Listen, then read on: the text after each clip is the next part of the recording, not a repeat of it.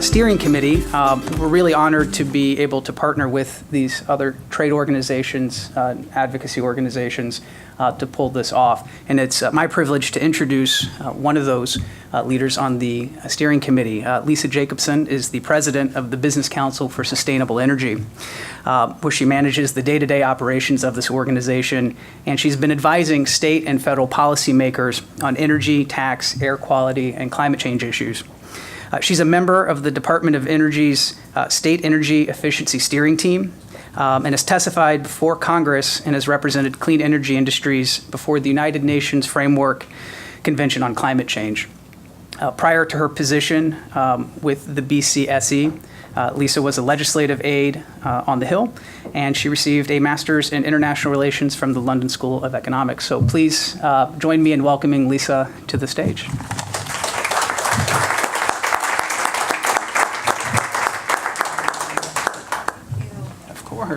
And really great job. Phenomenal. No, this is great. It's everyone here, so It's really exciting week. Truly is. It's the beginning of a great week. So again, thank you for the opportunity to speak with you all yet again. Again, my name is Lisa Jacobson, and I'm the president of the Business Council for Sustainable Energy. Like Clean Energy Week, the Council is going through a very exciting time because we're celebrating our 25th anniversary. The Council was founded in 1992 when the conversation of energy and environment was really hitting a new high.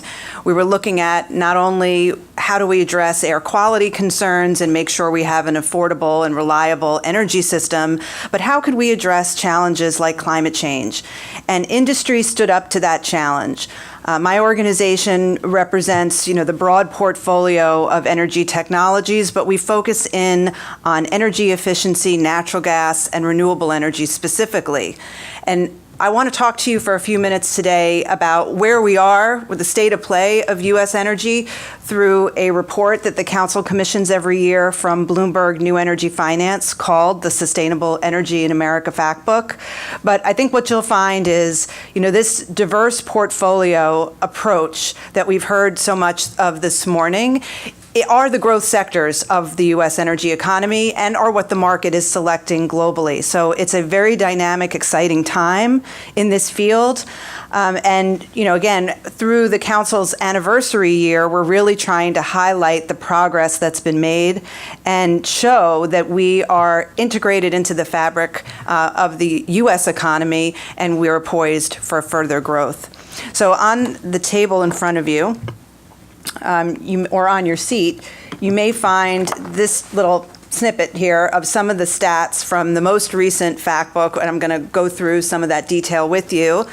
But there's a lot of information, all available for free on the website for the Factbook, and at the very end, I'll point you there so you can check it out. So this is the sneak preview, and get ready for the full story. And to do that, I'm going to start with a short video. Today, our energy system is experiencing rapid and historic changes. These changes impact how we produce, deliver, and consume energy. Over the last several years, renewable energy has seen significant growth. Consumption of American natural gas has expanded, and the economy as a whole is more efficient than ever. With all these changes, Americans are enjoying lower energy bills and spending the smallest percentage of their income on energy to power their homes and for transportation than any other time on record. The 2017 Sustainable Energy in America Factbook tells this story of change and the growing contributions of sustainable energy technologies, energy efficiency, natural gas, and renewable energy. Just in the past 5 years, these gains have been significant. The addition of 76 gigawatts of renewable energy generating capacity and 39 gigawatts of natural gas-fired capacity means we can meet the demands of a growing country. Natural gas and renewable energy now provide half of the power used across America. In 5 years, we've seen a 10% improvement in American energy productivity. meaning the U.S. economy is using 10% less energy to power its growth. The average retail price of electricity has dropped 3% adjusting for inflation. And in places like Texas and Florida, prices have fallen over 10% in real terms. Low energy prices for households and businesses make the U.S. one of the most competitive places to invest compared to countries like India, China, Germany, and Mexico. In 2016, total greenhouse gas emissions in the U.S. plunged to a 25-year low. And this is all happening while American jobs in sustainable sectors are growing. In 2016, the United States surpassed a number of new milestones, marking yet another landmark year in the changes to our energy system. Learn more by reading the 2017 Sustainable Energy in America Factbook. Okay, so let's dive into it. I'd like to just tell you a little bit about the Factbook. It is, I think what BNEF says are 200 of the most pertinent facts and figures related to U.S. energy. So that's a lot of information. I'm going to share what I think are the top headline messages from the issue that we released in February of this year. The Factbook does two things. It looks at the energy sector broadly. We cover every industry, but then we also drill down in sectors that may not be that well understood, whether it be fuel cells or combined heat and power or hydro. You know, it's the full mix. So there's about 20 industries that we deep dive into, and they span renewables, energy efficiency, and natural gas. All of this, again, is available for free, and we benefit from a lot of publicly available sources, including from our own government, as well as, you know, the industries and other stakeholder groups. So it's really unique in terms of the breadth and scope of what it covers. And we do a look back year on year, and then we also, in some cases, can go back 50 years to see trends. And you'll see a bit of both in the facts and figures that I'm going to share with you right now. So my comments, I'm going to break into three areas. One is, you know, kind of the year-on-year 2016, because our data went up through 2016. Again, we released this in February of 2017, and we will be releasing the next issue in February 2018, and it will go through 2017. So we wanted to see, you know, year-on-year what's big and new and what's happening. And then I wanted to talk about this question, you know, so we, as I mentioned, this portfolio of clean energy resources is reshaping our energy economy. But the question is this a short-term phenomenon, or is this something that can be reversed, or, you know, what's the sticking power? So I'm going to share some data with you there that I believe shows that this really is the new normal. And then, as Secretary Perry said this morning, I mean, a goal has to be affordability, and we're going to look at the economics. So we'll take a moment and see what the impact is in the market as well as for consumers. So, 2016, achieving new highs. The first chart that I like to start with is energy productivity. So looking back in time to see how the U.S. economy has grown in contrast to energy consumption. And again, I thought Secretary Perry said it so well this morning when he talked about Texas. There is no reason to believe that we cannot use more clean energy without having growth in our economy. And you don't need to look any further than this chart right here. So our energy productivity continues to grow year on year, which means that we are able to increase our GDP as a country, but not increase our energy use. There is a decoupling. So this is a very different story than what most people think. And, again, we're continuing to see this trend build upon itself year on year, and 2016 was no different. Another big kind of wow for U.S. energy markets in 2016 was the growth of solar energy. We're looking here from 2011 to 2016. The yellow and the colors may not be as easy to see in this chart, but I mean, just phenomenal growth. We saw 8.9 gigawatts in 2016 come online for utility scale PV installations, more than doubling from the year before. We also see strong residential and thermal opportunities. So again, big year-on-year growth in solar energy. Natural gas, another very significant growth area. We're almost seeing now record years of natural gas production and consumption. 2016 was a very strong year for natural gas. As you'll see a little bit more, power sector use of natural gas is just a little under 30%. And we also see very strong use in the industrial sector. As Pierce Norton mentioned today, they also are very strong in residential households. So between transportation, power, industrial, and residential, there's a lot of opportunity, and we're seeing that in the numbers. The market is showing that. So we are producing more and more efficiently, and we are also using it in many of these industry sectors.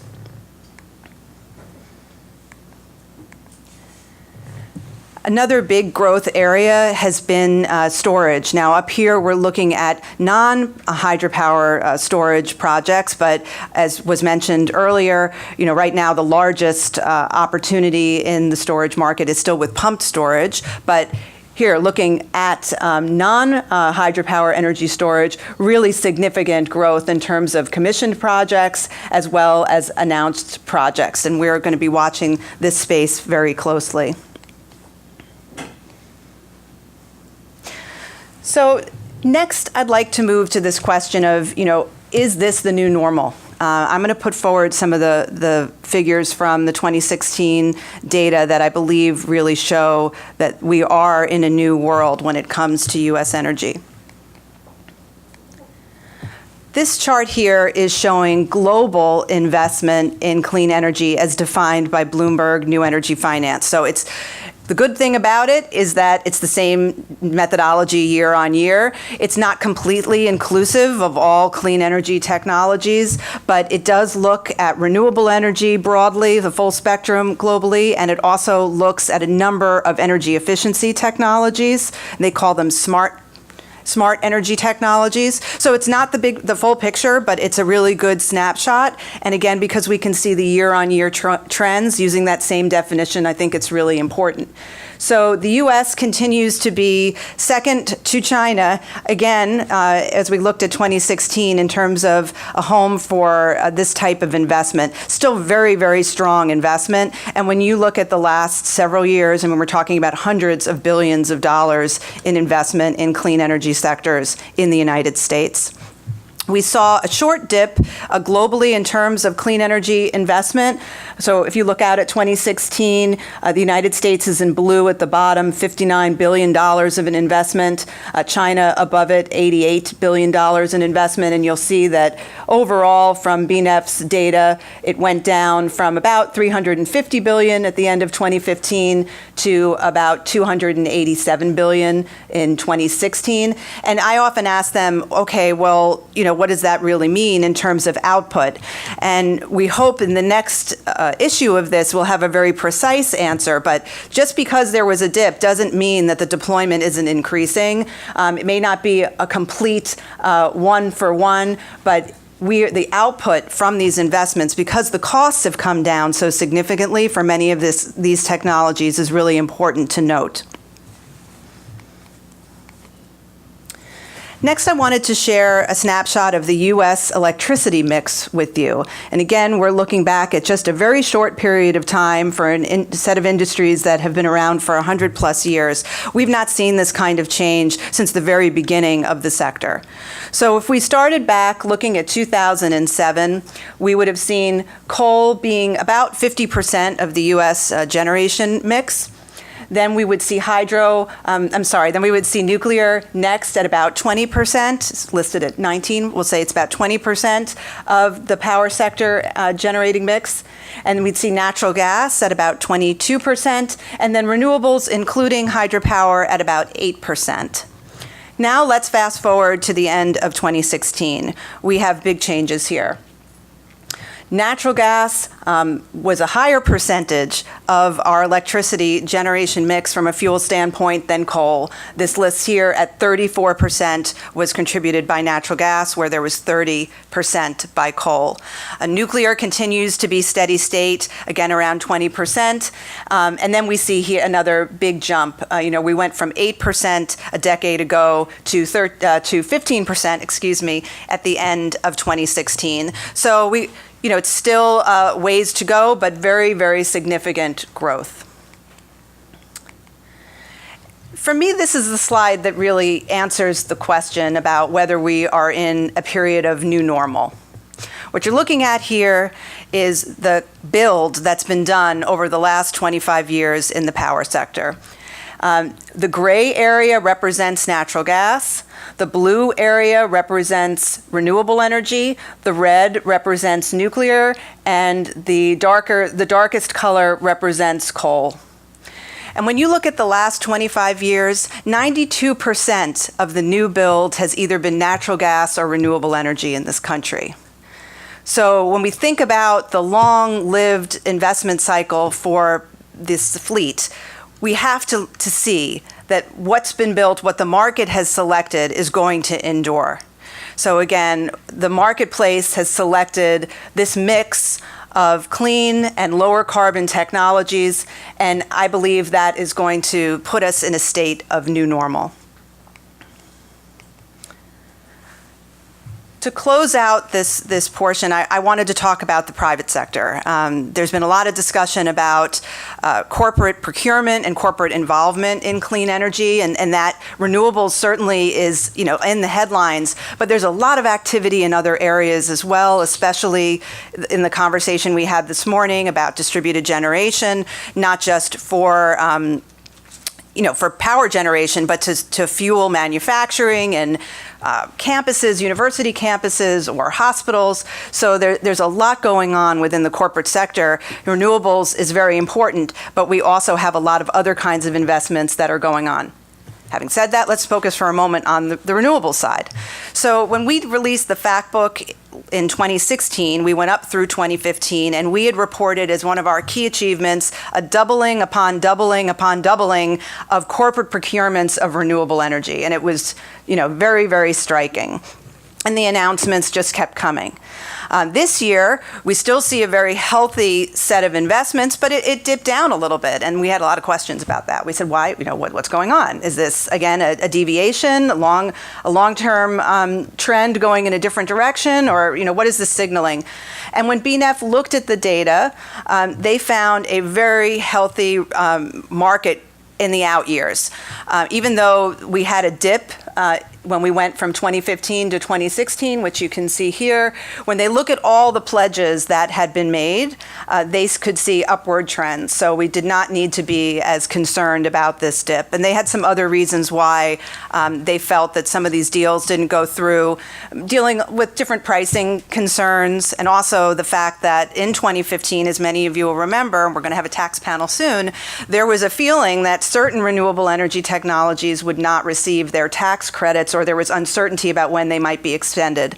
For wind and solar, they got their extensions at the end of 2015. For many other technologies, we're still waiting for those extensions, or in this case, to be reinstated. But that was a rush to get a lot of deals done at the end of 2015. So there's a range of reasons why we're seeing the dip, but the big takeaway is this is a very active marketplace, and you just can read it yourselves every day. There's a new announcement of somebody, another company, getting more involved in this renewable energy or energy efficiency space.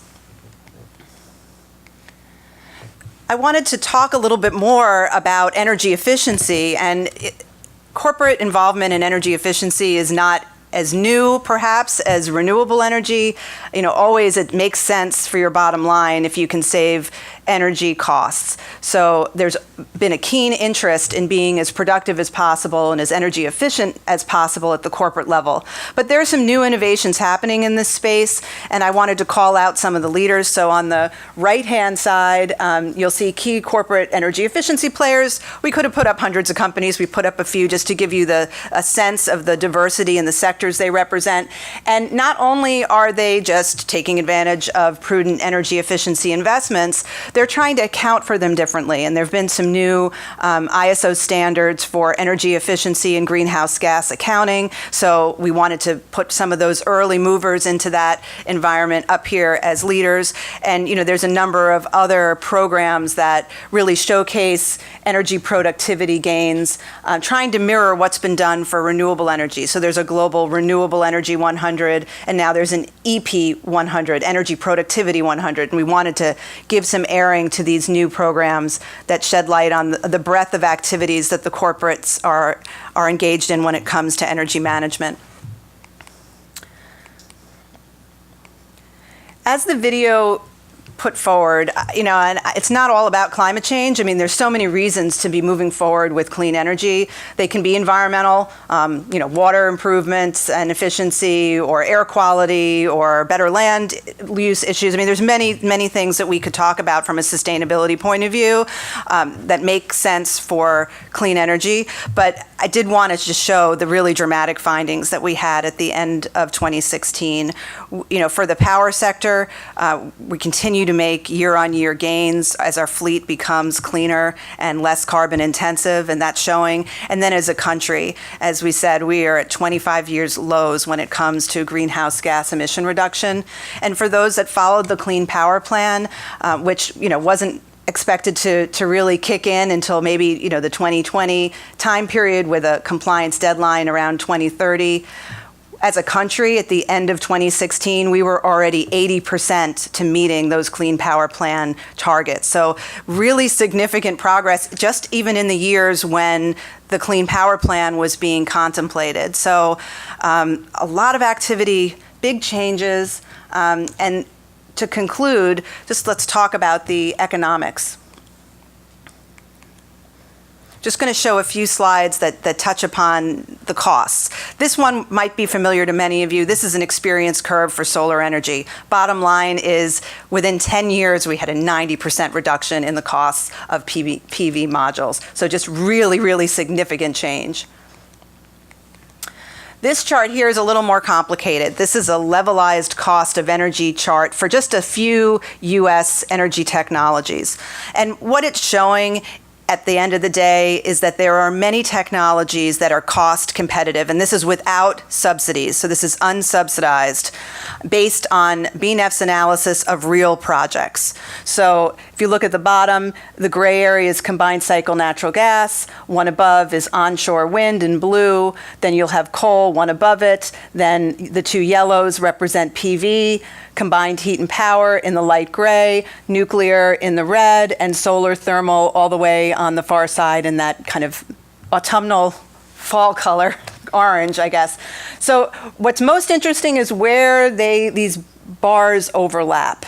And so again, the takeaway here is that there's not a one-size-fits-all approach. There are many technologies that are cost competitive in the US today, and we just need a marketplace that will allow that competition to happen and the most cost-effective and appropriate resources to be selected in those jurisdictions. A lot of focus on, wind and solar in terms of their dramatic cost reductions, and that's appropriate because they have been just groundbreaking. But we wanted to focus on a different technology and show another area where there's just been significant cost reductions, and this is lithium-ion batteries. So we are seeing dramatic year-on-year reductions in cost, and we only expect that to continue. So lithium-ion battery prices are down 73% since 2010, and obviously they're used in the transportation sector, but it also is an indication of where pricing could go for batteries in other applications. So really, to conclude, I wanted to talk about what this means to consumers.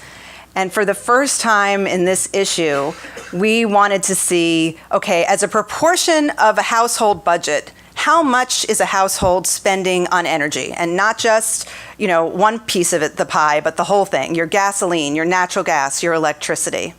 And these records were started in 1959. And by our government. So when BNEF went to look at it, they were really shocked because, and I still am a little shocked when I say it, since the records have been started in 1959, consumers have never paid less than they are right now in terms of a proportion of their household budget on energy, less than 4%. That is just remarkable. And now our opportunity is how do we maintain, low, affordable energy and continue to take advantage of these new technologies that are coming into the marketplace. So I hope you take a look at this. It's usually a very, good provoker of conversation. There's a lot in here when you think about it, but we certainly have a competitive advantage when it comes to energy pricing, and now again, as I said, it's really an opportunity. How do we build on it? So that concludes my comments from the Factbook, and I just wanted to point out that the Factbook is supported by many entities, some of our members, as well as some outside funders and a few of the corporate sponsors that are involved in Clean Energy Week. So I wanted to highlight that. And then, as I said, the Factbook and many of the collateral materials, the video you saw, slide decks, graphics you can use for social media, drill down sections in different technologies, all available, searchable online on the standalone website that we have. So please go take a look at it. You'll also find on it some past versions of the Factbook, and it used to be done in a narrative report. Now it's in a slide deck form, similar to what you just saw. So if you want more information on technologies in a narrative form, you can go back and look at some of the previous editions. So with that, thank you very much for your attention, and I really appreciate the opportunity to share this with you. Hope I can come back next year with more data on where we are.